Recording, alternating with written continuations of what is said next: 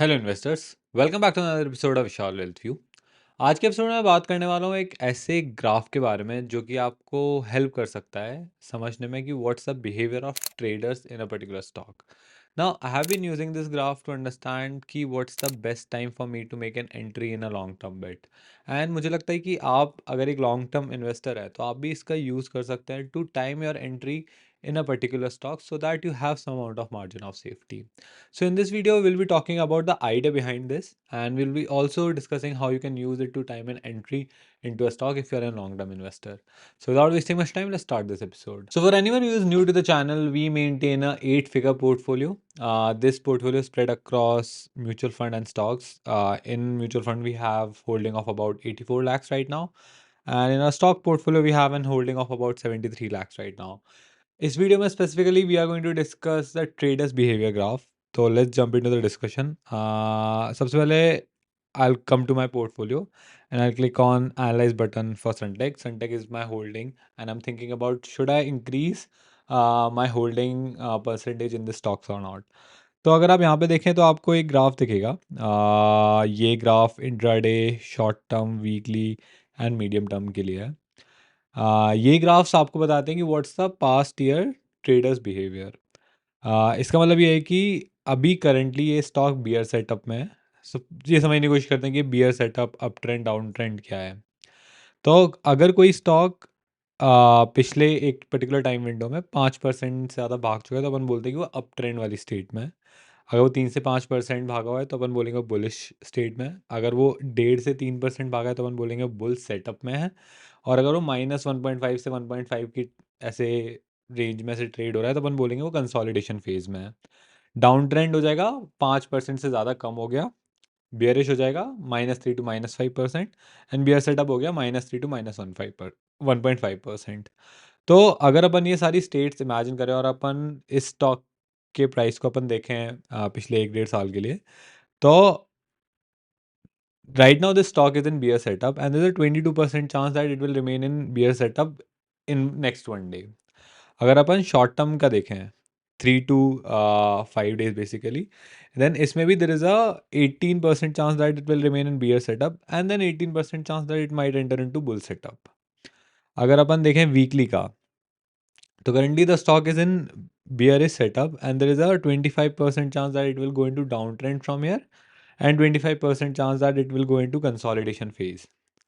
अगर अपन medium term देखें तो the stock is in bearish phase and 50% chance है कि या तो बियरिश सेटअप में आ जाए या फिर डाउन ट्रेंड में आ जाए। तो यहाँ से आपको क्या समझ में आ रहा है?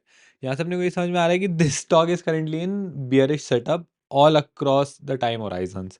अगर अपन मीडियम टर्म देखें, वीकली देखें, शॉर्ट टर्म देखें या फिर अपन इंट्राडे देखें, तो दैट मीन्स अगर मैं अभी फ्रेश कैपिटल डिप्लॉय करने की सोच रहा हूँ इस स्टॉक में, तो I should be really worried because there is a really low probability कि अभी मुझे सडन गेन्स मिलने वाले हैं स्टॉक के अंदर।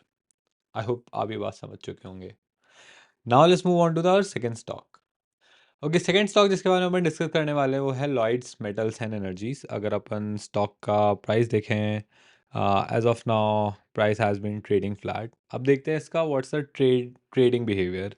तो अगर अपन इंटर डे ट्रेड्स देखें तो currently the stock is in consolidation phase. There are 54% chance, मतलब आधा चांस है कि कल ये कंसोलिडेशन फेज में ही रहेगा। अगर अपन शॉर्ट टर्म देखें तो देर इज़ 23% चांस कि वो कंसोलिडेशन से बियर सेटअप में पहुंच जाए, 23% चांस कि वो कंसोलिडेशन फेज में रहे। अगर अपन एक वीक का टाइम होराइजन देखें विच इज़ 5 to 6 days, तो right now it's in bear setup and there is a 40% chance that it will remain in bear setup. अगर अपन मीडियम टर्म का बात देखें तो currently it's in bearish zone and there is a 50% chance कि यहाँ पे कंसोलिडेशन आ सकता है उसमें, या फिर वो बियरिश सेटअप में जा सकता है।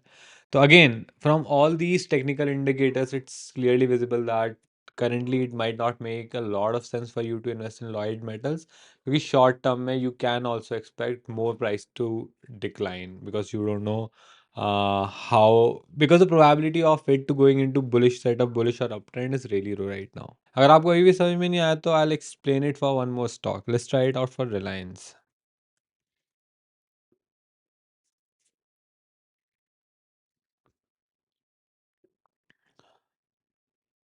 ओके, अगर अपन रिलायंस इंडस्ट्री की बात करें तो काफ़ी ज़्यादा इंटरेस्टिंग चीज़ देखने को मिलेगी आपको कि currently this stock For intraday, it's in bull setup.